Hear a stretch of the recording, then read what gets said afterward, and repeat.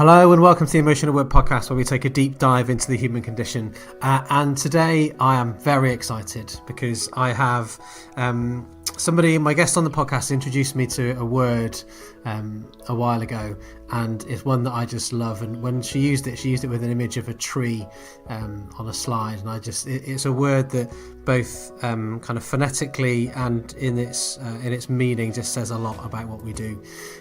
Or I think a lot of what we do in the theme of the podcast today. So today is about emotion at work and organisational change, and that is something that is gnarly. Now, I love the gnarliness because it's like Bill and Ted's Excellent Adventure gnarly, but it's also that kind of knotty, tricky, hard, difficult stuff. And that's what organisational change often is. So, without further ado, let's get our guest on the air. And welcome to the Emotional Work Podcast, Julie Dryburgh. Thank you very much. Thank you. How are you? I'm really well, thank you. Yeah, I'm all good. All good. So, as per usual with the Emotional Work Podcast then, let's open with an unexpected yet innocuous question. And this episode's question comes inspired, well, to a certain degree inspired by Neil Morrison, in that he wrote a blog recently, and in it he talked about thanking bus drivers. So my question to you, Jools, is do you thank a bus driver? I think I do. I was definitely raised on the polite end of the scale. Okay. And I think that stuff's really important. So I read Neil's blog, and I do think that's right. I think if you say thank you first, it is always a good... It's good to be a role model. So yes, I think I do. Okay. And and what's are you a vocal thank you? Are you like are you a nod on the way past? Are you a raise the hand? How do you show your gratitude to the bus driver? I think I'd just say thank you. I wouldn't raise my hand. I'm not like a high five, fist bump kind of a hey person. Like no. It's a contained thank you. Thank you very much. As one leaves the bus. I just think it's just like a kind thing to do. So I do say thank you to people for stuff, and I've started saying have a good day to people as well in shops. So like after they've served me, I've noticed that I've gone have a good day at the end of it. Okay. And just I think I chat more now than I used to in my 20s. It's the joy of getting older. You give a shit a lot less. Oh, am I allowed to swear? Yeah, you can swear. Okay. It's okay. I won't say anything too rude. But I am known occasionally for having quite a potty mouth, so I will try. Polite but potty mouth. Okay. There you go. I mean, I know we're going to talk about this. I know we're going to use the C word today because we're going to talk about change. But you know, any shits or other similar expletives are all right. Because when I upload the podcast to iTunes, I can make it known that it's explicit. So I'm pretty sure on the podcast in the past we've had the F-bomb dropped at least 4 or 5 times, I think. So any potty mouth stuff is welcome. Oh dear. Okay, so that door has now been kicked open. Kicked wide open. Mm-hmm. So coming from Bristol, the general kind of is a cheers drive as you get off. That's the way that it always used to be, kind of thanking the driver. But what I find, because most of the time when I get the bus now, I get the bus in London, because where I live up near Lincoln, the bus service in my village isn't great. There's like 5 buses a day, so it's not a regular thing for me to do to get the bus up around here. So when I do, I get it in London. But because you often get off at the back, either the doors at the back or the doors in the middle, I'm always a bit like, oh, do I shout down the bus? Because I don't walk to the front because that's how most people get on. So do I shout down the bus? Do I just kind of nod my head at the driver as I get off? So I would say in the main, I shout down the bus, except in the fact that if I am slightly embarrassed, I'm about to get off the bus and no one's going to see me again because I'm in London and there's millions of people there. But yeah, that changed the dynamic for me a little bit when I was thinking in London. I was like, oh wow, because I'm not going to walk past, so I can't just do a cheers drive on my way past out the door because I'm getting off at the back of the bus. Yeah. I think I'm quite when I'm in London, I am super friendly and polite. Like I go full. So it's almost like a a sort of nihilistic response to being in, it's like London, you know, people are very focused and they're moving around and they're not going to smile. And I just kind of do grin and smile and say hello to people, and like when I'm on the tube, like not when I'm actually in the tube carriage, because I think people think you're slightly bonkers if you're in the tube carriage. But you know, just as I wander around London, I do tend to. I've done that for a long time. I tend to kind of just smile and go hello and stuff. Yeah. I mean, I can't remember if I said this on the podcast before or not, but back when I used to run a lot, for a while I had this kind of, I don't think I've ever shared this actually, but anyway, here we go. I had this kind of like dream about being known as the friendly runner. So whenever I would go out running, I would say hello and good morning to every single person that I passed. Because often I'd be out like early, so 7:30 in the morning. So other runners or people, if I was running around Hyde Park, people that were riding their horses or whatever, I'd be like, morning, morning, or towards the end of the run, morning. As I went, I was like, yeah, do you reckon I can get this reputation of I saw the friendly runner in London this morning, because he's the nutbag who runs around saying good morning and hello to every single person that he runs past. I love that. I just love that. Yeah, there you go. That kind of thing.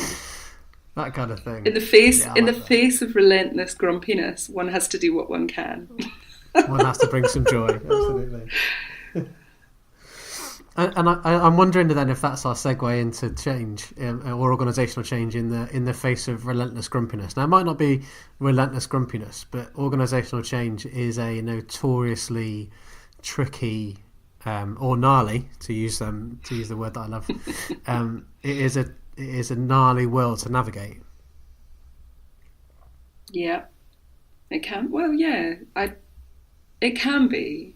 It can be. It more often than not is. But I suppose it depends what you're.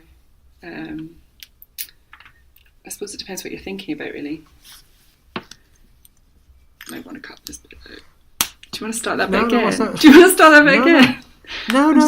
So I guess. So I'm thinking a couple of things. So one is that. So maybe it's not relentless grumpiness then, but organisational change, in my experience anyway, is relentless effort. So even when you think you're making progress, any attempt at kind of taking your foot off the gas or shifting the focus is met with rapid return to status quo. So if I think about some of the work I did with Boots Opticians, we launched you and I worked together on some of the aspects of this, but we launched a new company purpose. We galvanized different parts of what the organisation did in terms of its some of its HR processes, but also some of its operational processes. We used the purpose as a way to galvanise all of that together.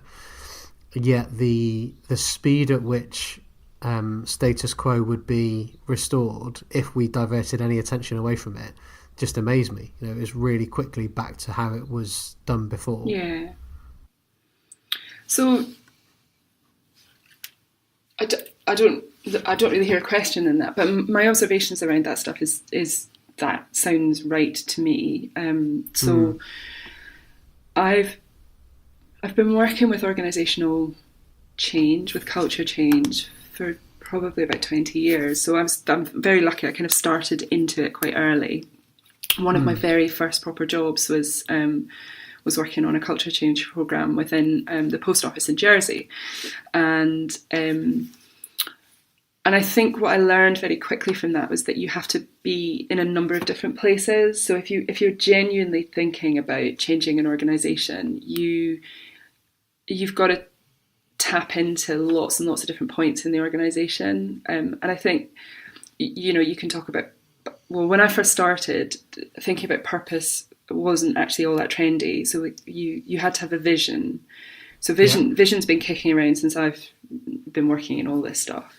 I think purpose is something which has come in as being more important more recently, to be honest. I agree.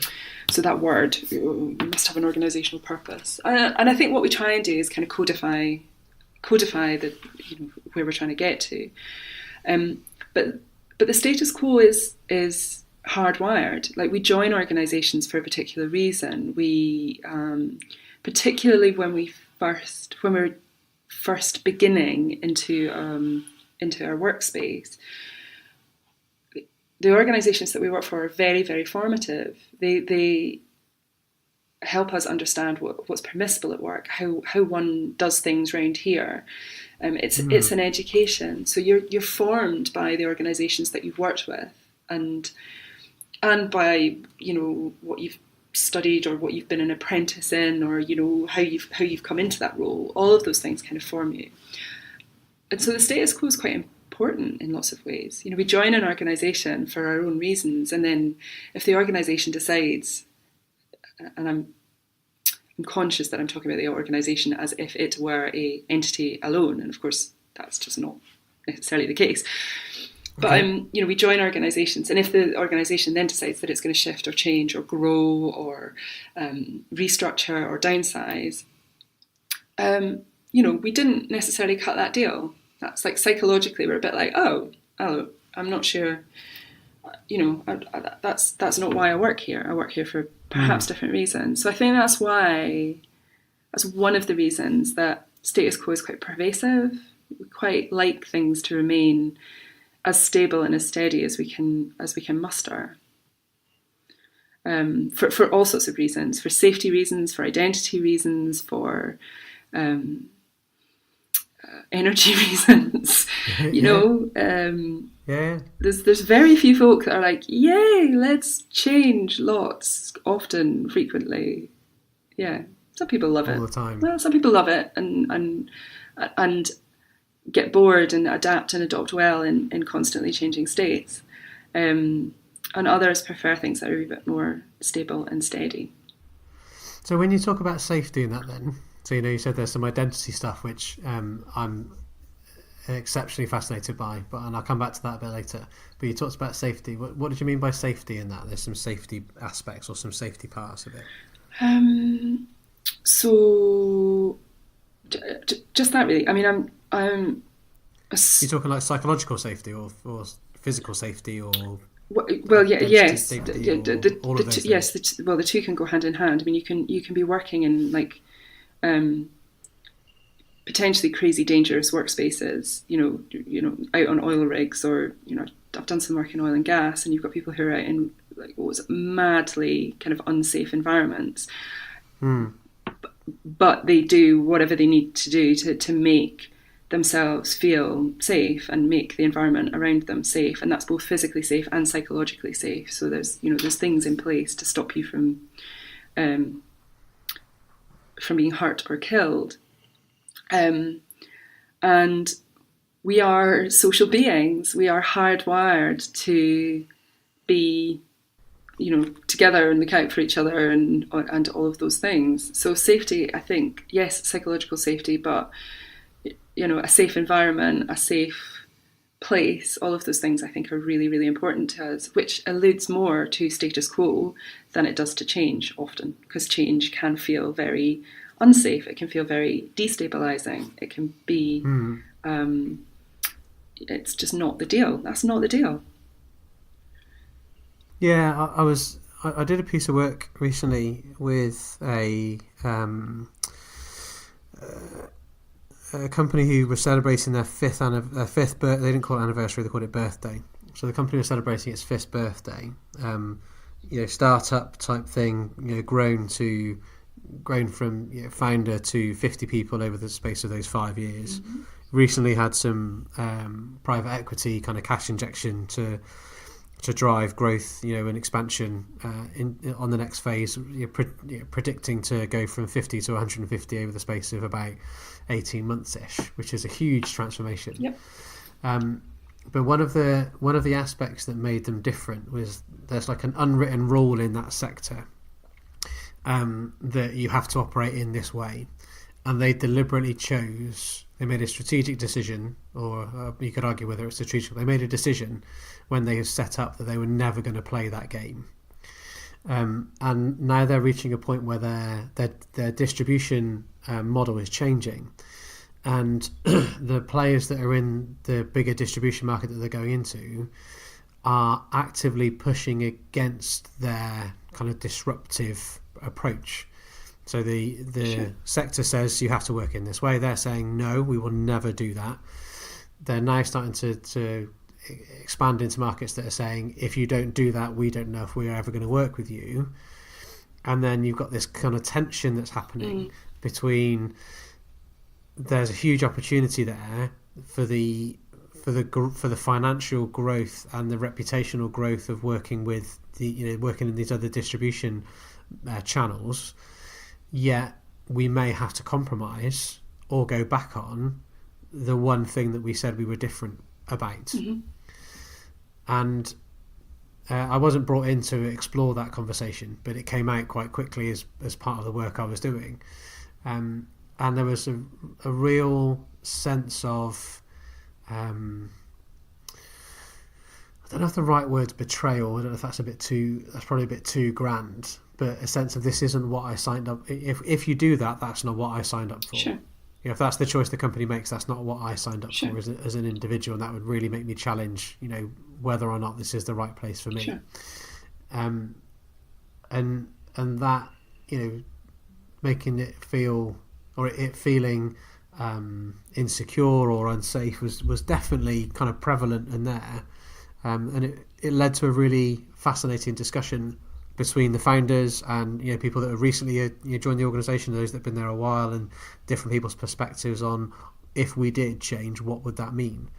And I, in that session, I used your word. Actually, I used gnarly in it because I said it's not wholly my word, by the way. I didn't like it. If you look in the dictionary, there's a picture of you next to it. Oh dear Lord. But what I was saying was, what I'd rather is that we discuss these, we discuss this openly, with everybody in the room now before we make a decision, rather than a decision be made and then people feel genuinely betrayed that they weren't consulted or so on with it as well. So again, I'm not sure there's a question in there either. I guess I'm just sharing. Yeah, no. There's a lot in what you're saying there. So there's a few things that happen in those situations, and what you're describing is. So what I would look at in that situation is you have founders, and founders of businesses tend to have a particular relationship with that business. The business tends to reflect the founder, and so the business will have some sort of personality or spirit or whatever, which will be akin to the founding partners or the founding person. And founders tend to be very attached to certain things in certain ways, and they've put a team around them which are very reflective often of who they are and how they are. So there's always things in those moments, in those decision moments, about what the shift will be for the organisation. What begins to play out are things like identity against safety. So you talked about dynamic tension. You talk about the tension building. Wherever there is tension building, there is apprehension, there is nervousness, and there is also opportunity for creativity. There is opportunity for difference, for growth, for expansion. So those moments are very, very, very common. And I think when you're working with founder organisations, and I've done a bit of work with startups, that's a reasonably common conversation. It's a reasonably common challenge, and that the minute that you work with venture capitalists or investment angels, and there is a change, there is a shift, and quite often you have to work quite closely with a founder about what that means for them, what that means for the organisation. But I think you also see that in other organisations that are going through growth, perhaps, so rapid growth, in a non-founder organisation where you've got a chief exec and a board. They are presented often with that as a what does this mean? That's going to fundamentally change how we do things. But also more established, sort of big bureaucratic organisations frequently grapple with how do we modernise? How do we become more digital? How do we become more efficient and effective in the public sector, for the last 10 years, there's been a conversation about austerity and doing more with less, and how do we do that? So all of these things, all of these external forces sit around your organisation and the way that we organise ourselves, and ask us questions. We then are asked questions about, how is this going to be? How are we going to respond? Are we still going to be a good place to work? Do we wish to hold on to the bonkers bureaucracy? Quite often, yes. Excuse me. Oh, Lord. Sorry. Oh. Bless you. Yeah. So, this is me talking. I'm on a grand sweep now, going, oh, yes, I see this is the world according to Fuchsia Blue. I mean, I see myself as being very, very fortunate. We work with lots of different types of organisations. So, so at the moment, I'm working with a university, a fire service, my most beloved Scottish ballet, who I adore and are very small and, are punching way above their weight just because of the way that they are organised in their culture. People like Mazda in Europe, I have this really mad range of clients that we work with. Typically, each one of them is going through some sort of transition or is stretching for something different, and the themes around identity, around belonging, around how do we shape our future together, around how do we plan, organise and control our work, are fairly universal, irrespective of the organisation that you are operating within. And so there's a core conversation, I think, in each one of these systems, which is unique depending on context. So it's not that every conversation is identical. They're really not. Circumstances will dictate how the conversation shapes itself. But at the heart of it all, there is, for me anyway, there are questions about our identity, our emotions, how we see ourselves, how are we allowed to be, how are we allowed to thrive, and and there's this kind of very lovely thing that you can look at in terms of what are the power structures and what is our ability to speak into those power structures and make a difference. Go blimey, we're going wide today. That's all right. I like wide. Well, there was a lot in there that I wanted to pick up on. Can I pick up on that last bit around power structures? Yeah, go for it. So that's not something I've heard of before. So, as in I've heard of power and structures, but I've not heard those two as kind of grouped together or placed together as a way of looking at it. So what does that mean? How do you look at those, or how do you map those power structures? How does that work? Okay, so if I am looking at a shift in culture with an organisation, one of the things that I will always pay attention to are the power structures. So who has formal power? So you look at the hierarchy, the founding, whatever. So who has been given formal power? But then what you want to look at is what is the informal power structure. So who actually has the power? Who's really making the decisions in all of this? Because you can sometimes have a chief executive and actually it's the chair who's making the decisions, or it's the FD who's making the decisions, or whatever. And in a team, there can be a leader, but actually it's Jeannie, who's been made here for 20 years, who has all the power and influence, and she's the one who's kind of allowing or not allowing things to happen. So part of any cultural picture, if you're looking at organisational change, part of any cultural picture is understanding both the formal and the informal power structures. Because again, we are social beings. We organise ourselves around certain things. We decide who it is we want to speak to, who we want to influence, who's likely to deliver for us, and that's if you don't have a sense of what's going on and who's got the power, you're kind of missing the emotion. Stuff will just dissipate. You need both. You need both power and love. And there is a Martin Luther King quote about power and love, which I can't remember off the top of my head. I'll find it and put it in the show notes. So but it basically says, if you only have power, it goes one way, and if you only have love, it goes the other way. And actually, any organisational change, any change requires both. You require that the agency that sits behind power, the driving force, but you also require the communion that sits around love, connection, belonging, identity. Those two things are exquisitely linked. And if you're looking at culture change through the lens that I look at culture change, that's really important.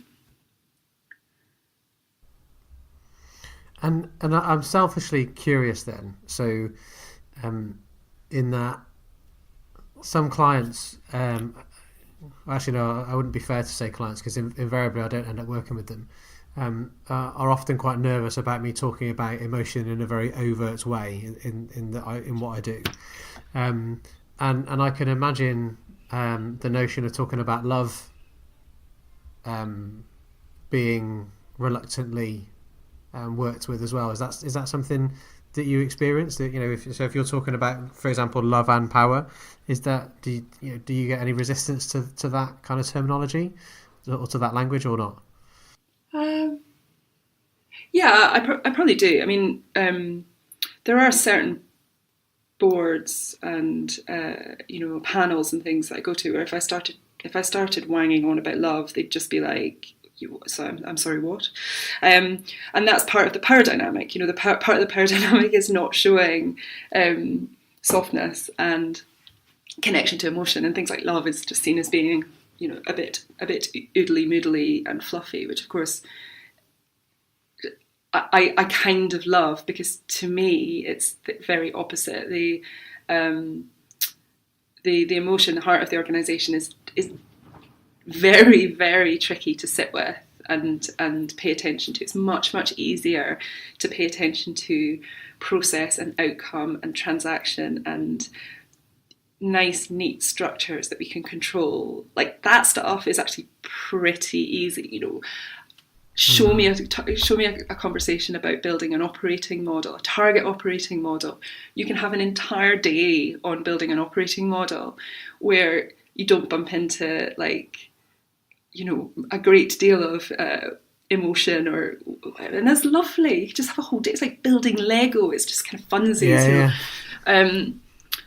Whereas then show me the day where people are sitting talking about the implementation of that operating model, and how the hell they're going to get people to take it on, and the fact that there may have to be redundancies or move people around, and suddenly it becomes a lot more difficult. And the reason that becomes more difficult is because you are dealing with emotion, belonging, identity, connection. You are dealing with people who love their job. You are dealing with people who love their status quo. So you cannot. It just doesn't work. You can't do change without paying attention to this stuff. And I am mostly not apologetic. I'm mostly unapologetic about that now. So I just see that as, well, this is how it is. And I think often I'm brought in for that conversation. Mm-hmm. So I don't worry about that too much. I just try and talk to people about, like, you're going to bump into emotion, you're going to bump into, people talk about resistance to change. Yeah, that stuff's going to happen. You're going to bump into attachment. You're going to bump into to people feeling disorientated about what's been asked of them. You're gonna have to give your reasons in perhaps non-rational ways. That's going to be your job. If you want to bring this change around, that's the work. And are you up for that? Because for me, transactional leadership on a day-to-day basis, when you're kind of just leading people through what they need to do. You're getting them through the year end. You're leading their performance. Is quite different from transformational leadership, where you're leading people into uncertainty, and you yourself are feeling uncertain about what the outcome may be, and it requires a different thing from you personally. It requires different visibility. It requires different emotion. Your team will be looking at you going, why are we doing this? What are we doing this for? So I think these are well-known things. I don't think I'm saying anything that folk don't experience or know. But it's how do we codify that and explain it and help people work with it? I suppose that's the trick. And I guess that's something I'll come back to in a minute. So in terms of how do we codify, how do we explain, and how do we help people work with it? Because I think that'll be a useful. Thing to explore. Because I agree with. Well, are you saying stuff folk know already? So I think it's probably stuff that folk inherently know, maybe, or they experience through the work that they do. But it's certainly not been, the focus of. So if I think about the formal learning, whether it be academic or otherwise, that I've done around change and organisational change and organisational development, it's only recently in the last probably, I don't know, 5 maybe 10 years that that kind of emotional aspects of it have been involved. And even then, it's when you're talking about people are trotting out Cotter or Kurt Lewin or whoever that is. And they don't talk about identity issues or about, they don't talk about identity concerns or belonging concerns or, control over our work concerns or those sorts of things. So I think, that's what I agree with you to a point that I think people know, but it's also, I don't think it's been, if I think about our listener, I don't think it's been part of their work, but I don't think they've had that necessarily that help or support. Certainly I didn't get it anyway. Yeah, I think, so I think these types of conversations would completely weird out your average MBA student. So we teach business. We do you're going to get a master's in business administration, and we're gonna teach you.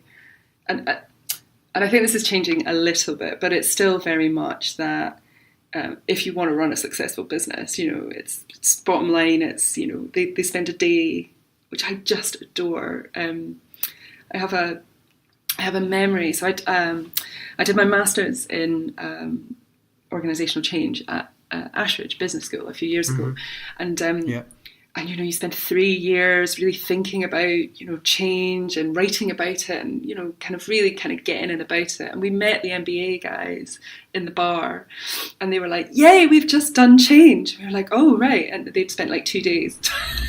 We were there going, we are soaked in all the theory and the permutations, and they'd kind of done it in 2 days.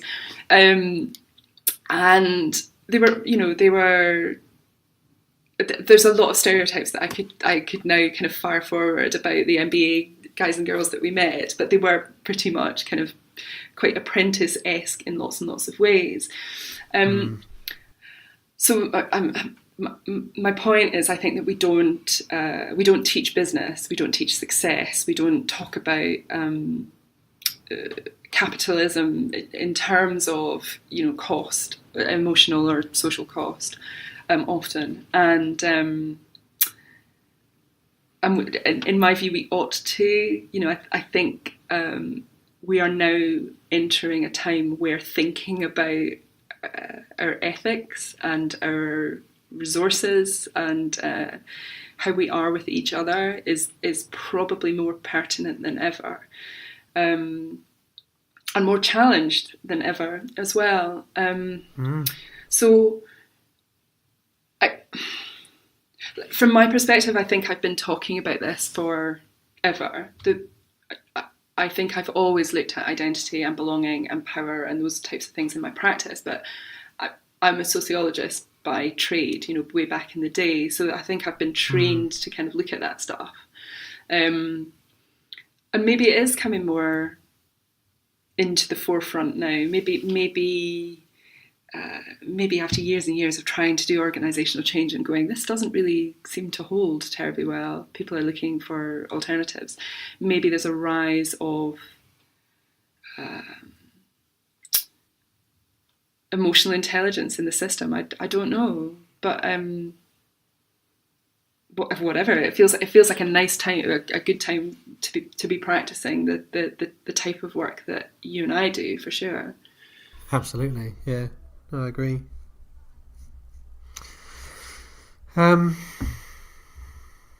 Yeah, so I like you. I'm fascinated by the sociological aspects of it. Although I came at it from a different way. So I did sociology at A-levels, but I hated it because it was all about Marxism and Leninism. And all of that stuff. I was like, no, that's not what I want. I want the interactional, people-based stuff. Okay, all right. I didn't want the big societal stuff. I mean, I get the importance of it, but I didn't want that then. I was like, no, I want to understand people and how they interact and how they work. But what I find interesting about the work that you, and I guess to a certain degree I do, is because it's the interplay or the overlap of those identities. So it's the micro identity that the individual kind of has and negotiates for themselves within the workplace. Then you've got their internal representation of their identity and how they see themselves, because they're not always consistent. They may be slightly different between the version of self that's negotiated in the workplace and the version of self that they see within. Mm-hmm.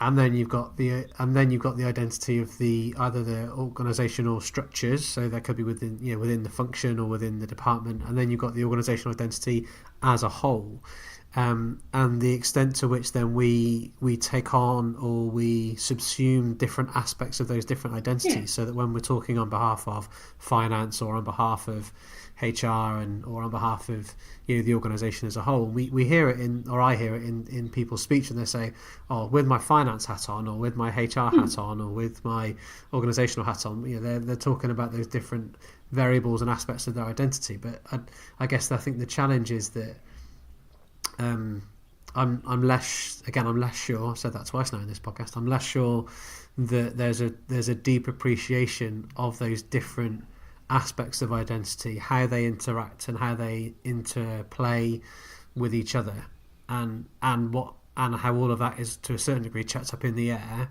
when organisational change is happening. I think that's right, because most of us don't spend vast amounts of time sitting around mulling on our organisational identity. Most of us are just kind of cracking on with it, and it doesn't come up until it comes up. Most of us are just kind of shambling through life, kind of cracking on with it, and then something happens. It's like, oh, there's going to be an organisational restructure. Hell's teeth, what does that mean? For me, and then things.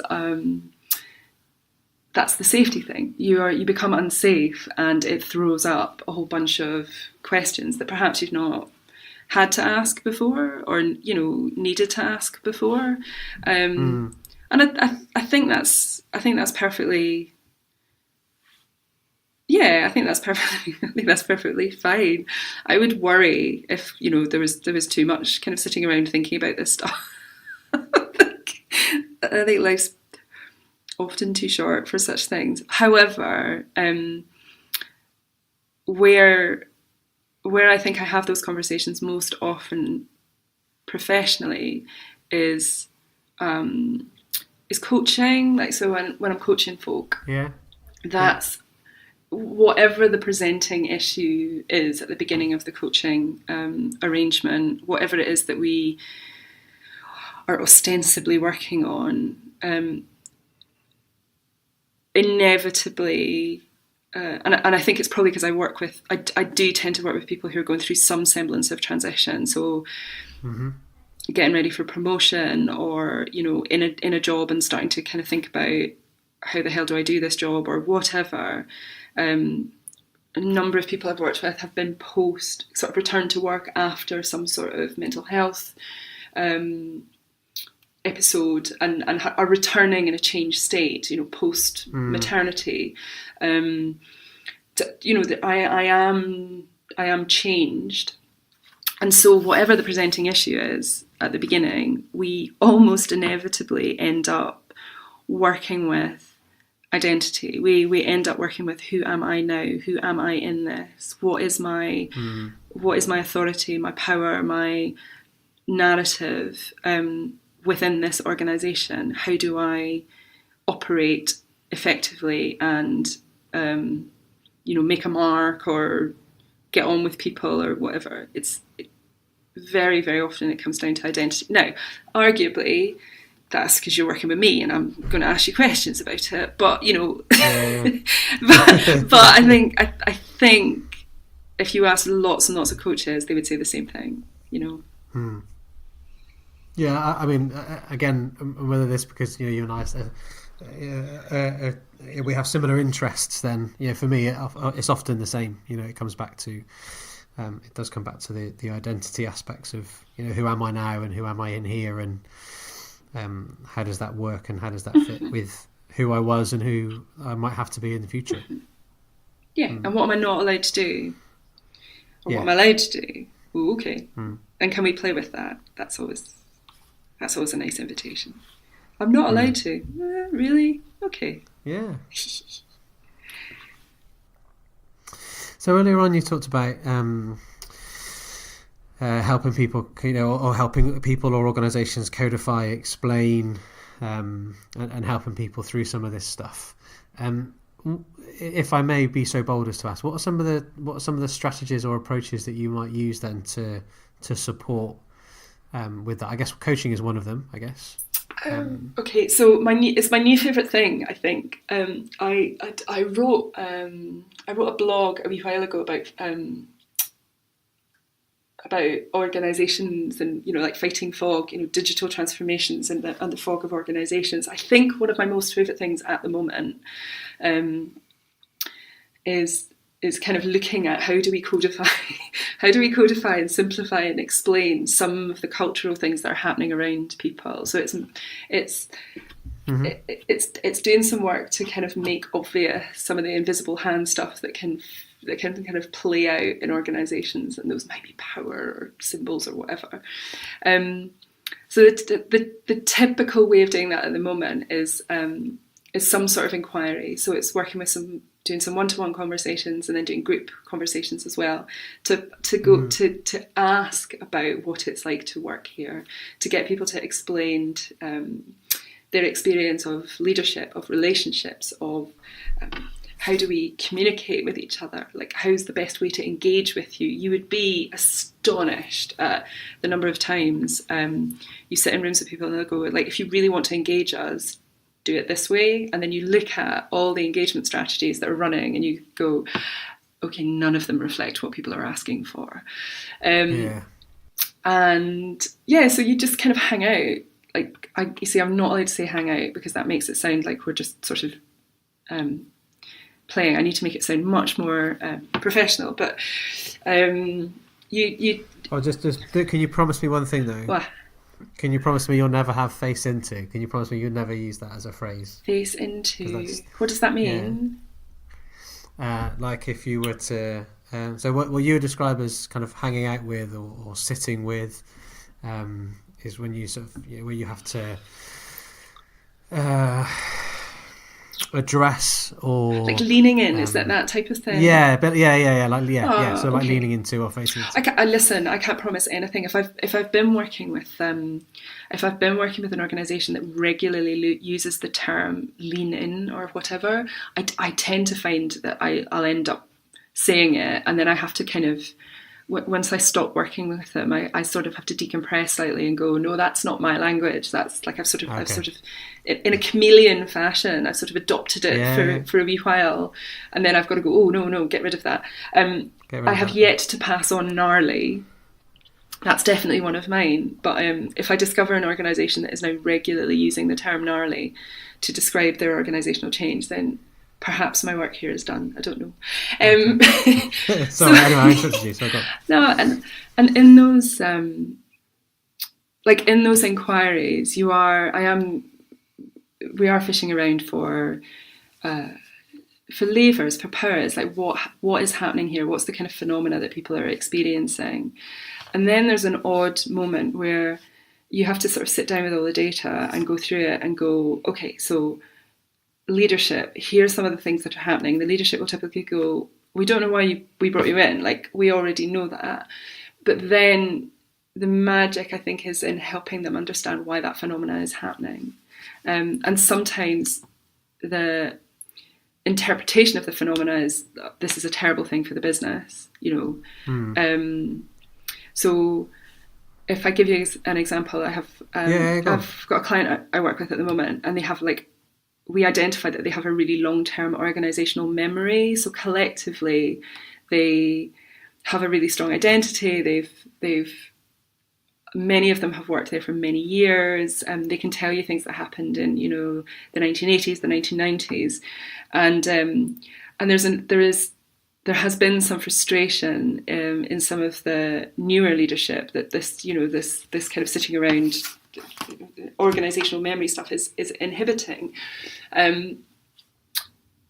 and actually it's giving people a strong identity. It's giving them strong roots. They are less likely to change. What it means is that the changes that are coming in will have to be carefully thought through and possibly introduced at not the rapidity that the leadership would like, and that can be an inconvenient story sometimes. Like the leadership sitting there going, "This is really annoying. Like you're speaking for them. We don't want them to be attached to the past. We want them to be future focused." And it's like, well, if you really want that to happen, then just take your time a bit and give it an extra 6 months, and let's put the time in to.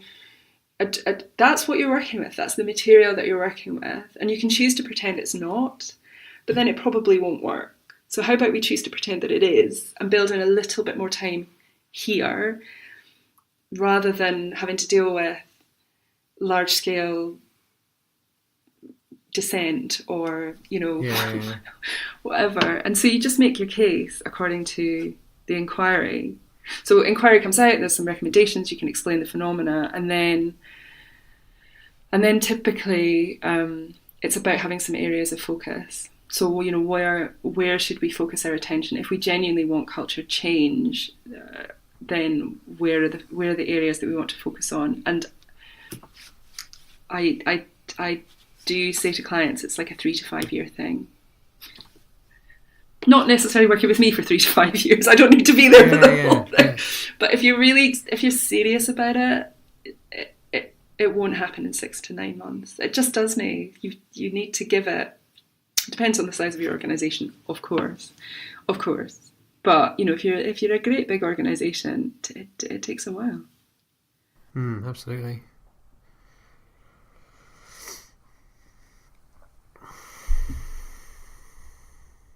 Sorry, there's lots of things in my head, and I'm now thinking which one. And the other thing, very briefly, the other thing about codifying and explaining is it's finding ways to show people what you mean about the culture or how the culture is experienced that are not necessarily words on a board paper. So there is opportunities to use video, to use visuals, to use creative methods and methodologies to feed back and show elements of culture in a different way, so that, and particularly to boards and to very senior people who quite often the status quo is that they're given their information in a particular way, and you're not allowed to do it differently. And I think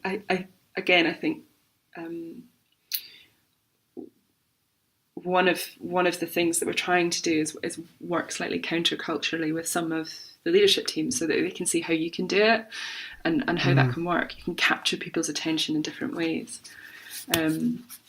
So recent forays into that is something as simple as zooming a PowerPoint. We had a sort of 6-slide PowerPoint thing, or whatever, and actually just doing a little Zoom call and taping the PowerPoint and sending them a video of the PowerPoint, not just the PowerPoint, just kind of talking them through it. So you've got that again. That's about connection. It's they're seeing and hearing. They're not just getting a two-dimensional PowerPointy cold thing that they're used to getting. The PowerPoints are pretty, or look good, not pretty, but you know what I mean. Like, we make sure the PowerPoints and simple and have visuals on them, but then also just doing a sort of very brief video that goes alongside them, so that you're delivering your information in a more face-to-face way. So I've been sort of playing around with all of this stuff, and this is again, it's an iteration for me, for my practice, because I come from a background of doing lots of dialogic work, which is lots of group work and getting people talking together and speaking truth to each other. And then a couple of days ago, I started properly, a few weeks ago, I started properly reading the Culture Code, which is Daniel Coyle's work, only to discover that, things around safety, belonging, shared risk and vulnerability, and a shared sense of purpose are the things that you can encode into a culture, which makes a difference to how well people will work together, how successful they are likely to be in coming up with solutions and getting on with each other and all that kind of stuff. And I went, good. Mm. There is some method to all of this as well. So to all of this stuff. Yeah. And so you mentioned the Culture Code by Daniel Coyle, yes, is that right? Yes. And if somebody wanted to find out more about the dialogic work that you mentioned, where would be a good place to go, or who would be a good person to read to find out more about, if they wanted to, if they're, or maybe sorry. And I'm then thinking, actually, do we need to explain what dialogic work is? I know what it is, because you and I have talked about it in the past, but I wonder if it might be just useful to explain a bit more about what you mean by that and where people could go to find out more. That was a very long question. Okay, so if you want to look at dialogue, dialogue is this thing about how we make meaning between each other. It's the work that we do between each other. So it's not a monologue would be me just talking at, and dialogue is talking with. If you want to look at the more kind of lovely, beautiful, esoteric stuff, look at Bubers' work, which is the I and the thou, I thou. For really practical stuff, I quite like William Isaac's work on dialogue. And then there's, sort of famously, there's all David Boam's very lovely writing. And Boam was a physicist and was very interested as well as the sort of spaces in between, those liminal spaces where we create things. All of that work, I think, has stood me in good stead for the culture work, which is kind of forming and emerging for Fuchsia Blue now. And largely, some of that comes from Bill Isaac's metaphor of a container, and one of his metaphors is that one of his experiences was being in a steelworks in, I think it was Detroit, and realizing that he was walking under these enormous vats of molten steel, and people were operating safely under, basically, molten steel, and if anything had broken or been breached, these guys and girls would be dead. And he was very curious about that as a metaphor. So what are the containers that hold the hot stuff in organisations? What are the conditions that we need to do to create conversations which are tricky or difficult or honest or emotive, in order for us to be able to move things forward? So it's very beautiful work, or often it's very beautiful work, but it's also insanely practical. You whenever you're working with a group of people, you try and build a container of trust, of inquiry, of when any facilitator worth their salt tries to set down ground rules or intentions, that's partly what they're trying to do. Wonderful, thank you. So also then, as well as adding to my Julie, as well as adding to my Julie Dryber inspired vocabulary of gnarly, we also now have oodly moodly and Hell's Teeth as well. They've been two of my highlights. Oodly moodly, and I think oodly moodly is one of those ones that sounds lovely in Scottish too. So there's certain things that yes, oodly moodly. I do say that. What was the other one? Hell's Teeth. Hell's Teeth. Oh, Hell's Teeth. Okay. Yes, I definitely nod to my father on that one. Okay.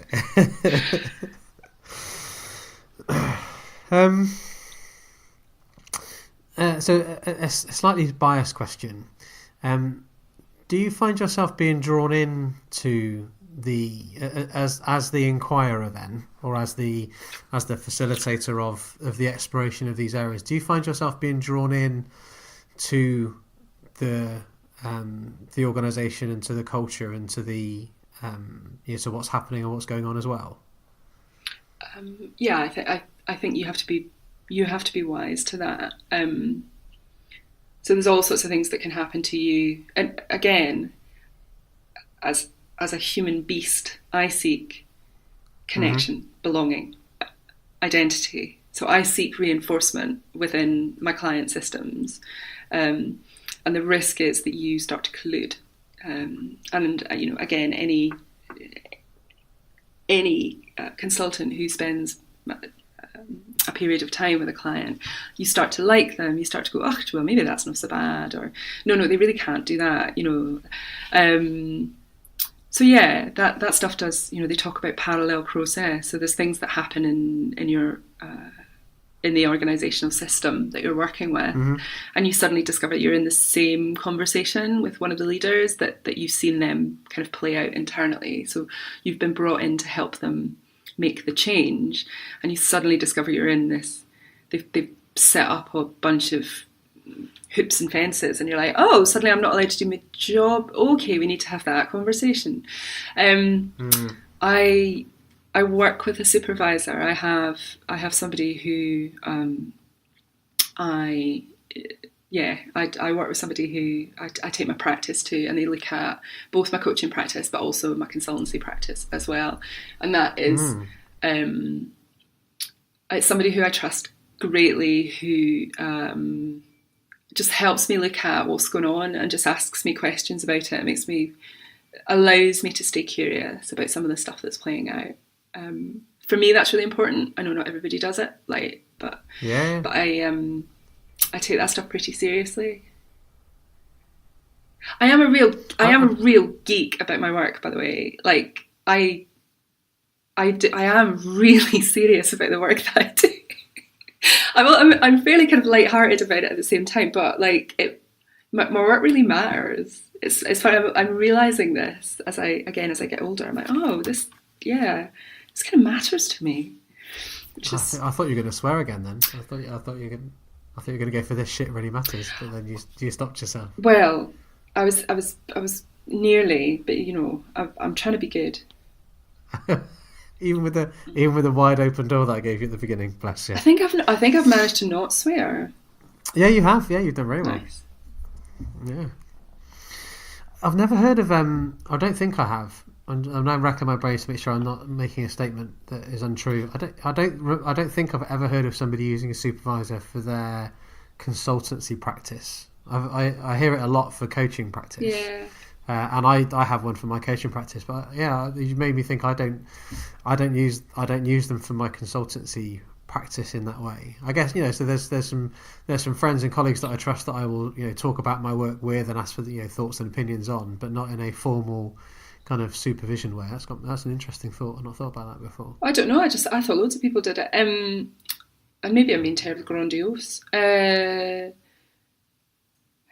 helps because I think I do a lot of work by myself. I do work gloriously now. There are more and more people coming to work with Fuchsia Blue and alongside the work. But I do. There's a lot of the work and the thinking and the contracting and the negotiation and stuff which sits with me, and it's a really helpful. It's a really helpful conversation to make sure that I'm not falling into some of my more regular traps around,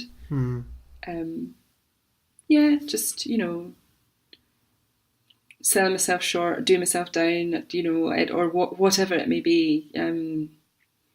The old, imposter syndrome that kicks in every now and again with everybody. I think I don't, Yeah. So I just yeah, I think often I am brought in to be different and to make a difference if I possibly can, without. And I'm not saying that to sound, yeah, like, just kind of very pompous or I'm brought in to make a difference, but holding difference,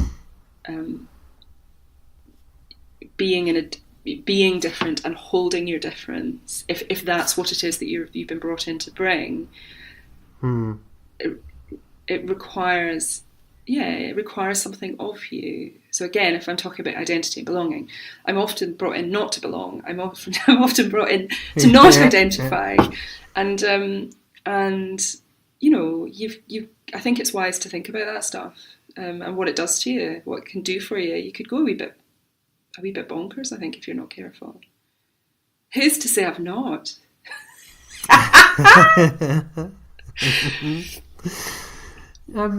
So yeah. So another thought that's gone off in my mind then is, I wonder if, because so if I think about when I was working within an organisation, would I have thought about having a supervisor / individual that I would go to and check out my practice with? So yes, I might have my line manager there to support me, and I suppose maybe I might have a coach that I would work with, and that might help me. But I guess I'm putting myself in the place of, somebody working within the fields that we work in within an organisation, and it's a thought that would never have occurred to me, and I'm now sat here thinking, actually, could that be hugely beneficial for individuals? As an independent consultant, I've thought about it, and and I've got, as I said, I've got a supervisor for the coaching practice that I do. I've got people that I trust that I talk to about some of the consultancy work that I do. But would I have ever thought about doing that if I was working within an organisation? I don't think I would, because it's not part of what's kind of laid out as a thing to have. That was really incoherent. And by who? Who says that you need a supervisor for coaching? Who says we do any of these things? It works for me. It's one of the things that helps me remain clean-ish, confident-ish, thoughtful-ish. Is that I have somebody who I meet just probably every couple of months or so. But I write as well. Obviously, me being me. Because writing's a big part of my reflective practice. So I sort of tend to write, okay, this is going on, and there's this wee thing that keeps happening, and this client says, I can't work out what's happening, and I can't work out why I'm not getting traction, or I've put in this idea, and I know that there's a real nugget in here which will be useful, and it's just not being listened to, or I feeling very much like I can't speak truth to power in this situation, that I'm being seen as, whatever. I'm not going to start a gender conversation right now, but you can see the world through gendered eyes, and some of the stuff that can play out, you start going, is it because I am a girl, and all of those sorts of things. And I think for me, it's just been really useful and affirming and challenging to have those conversations safely outside of friendship groups and connections, outside of anything else really. It's quite a clean space for me, and I value it immensely actually. Yeah. It's a wee bit of self-indulgence in some ways, but it's a bit like going to a spa, I think. It just allows you to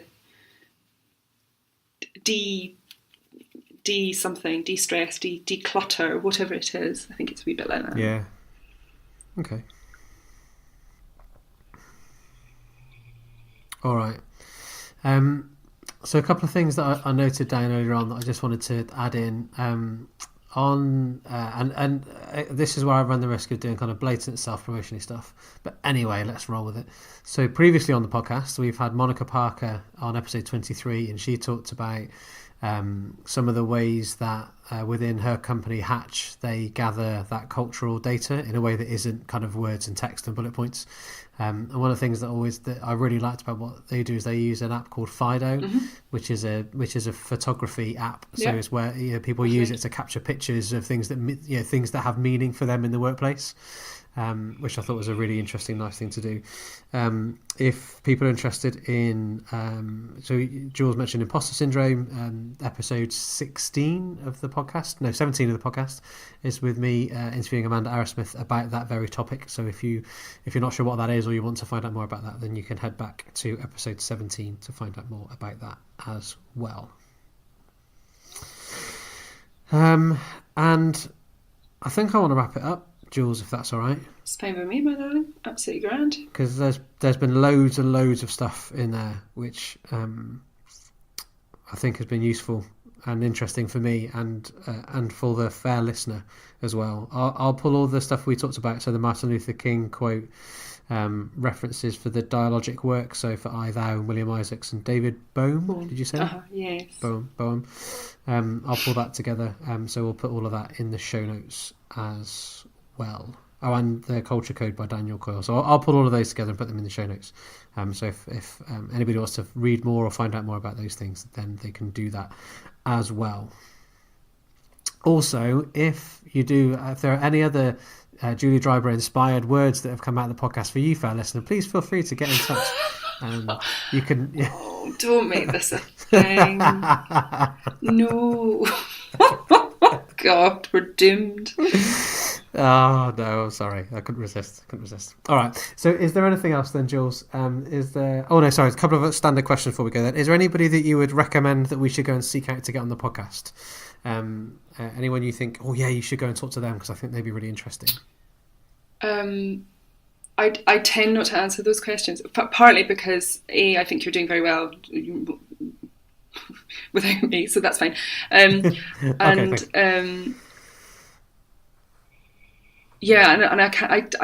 don't like sort of singling anybody out. So I think just roam wide and get somebody who's like really anti-emotion. Get someone who's like super cold, who's just like, this is all a bunch of bollocks. Get them on, because like I would listen to.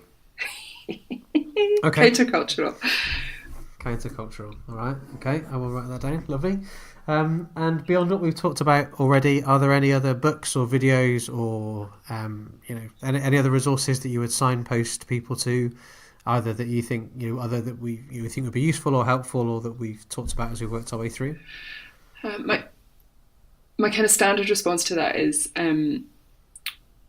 seek stuff out. So use your social media and your algorithms to seek things out that perhaps you've not looked at before. So I would put some time aside every month or so just to read widely, to be nosy and curious, and disappear down certain rabbit holes for a wee while, and just go where the curiosity takes you. There is so much out there at the moment.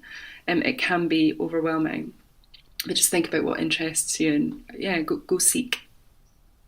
Okay, wonderful, thank you. In that case then, is there anything else then, lovely Julie Dryburgh, that you're thinking, feeling, or would like to say before I pull the podcast together for a close? No, I think I am replete. Thank you very much for the opportunity, and I'm off to grin and say thank you to bus drivers. Good, that's what I like to hear. All right then, Jools, thank you very much. Thanks, my love. I'll see you soon.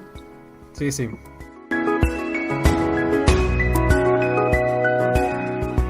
You've been listening to the Emotion at Work podcast. Written, recorded and presented by Phil Wilcox.